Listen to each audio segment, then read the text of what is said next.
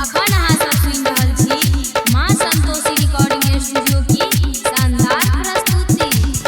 Singing by लालन झंडा। होली खेल गेला कोना टोली के छोरी बोला होली खेल गेला कोना टोली। होली खेल गेला कोना टोली के छोरिया होली खेल गेला कोना टोली।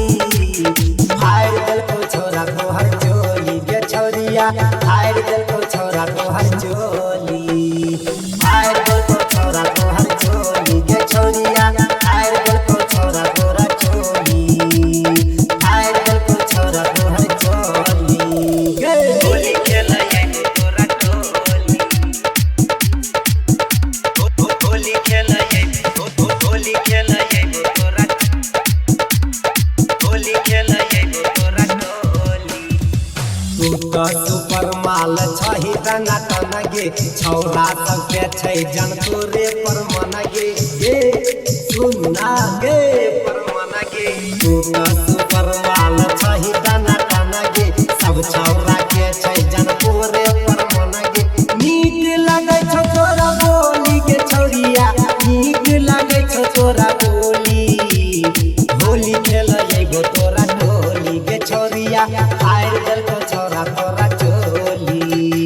होली खेल एगो तोरा टोली के छौरिया फायर दिल को छोरा तोरा चोली। होली खेला ये तोरा टोली।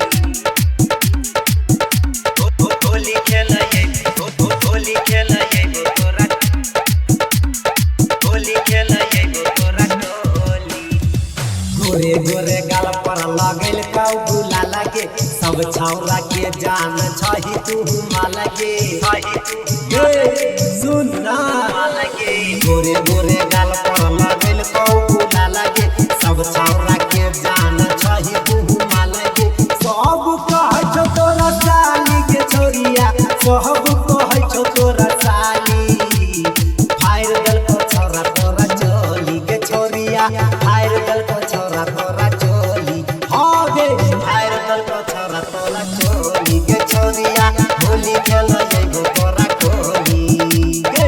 होली खेला ये तोरा टोली। होली खेला ये होली खेला ये तोरा होली खेला ये तोरा टोली।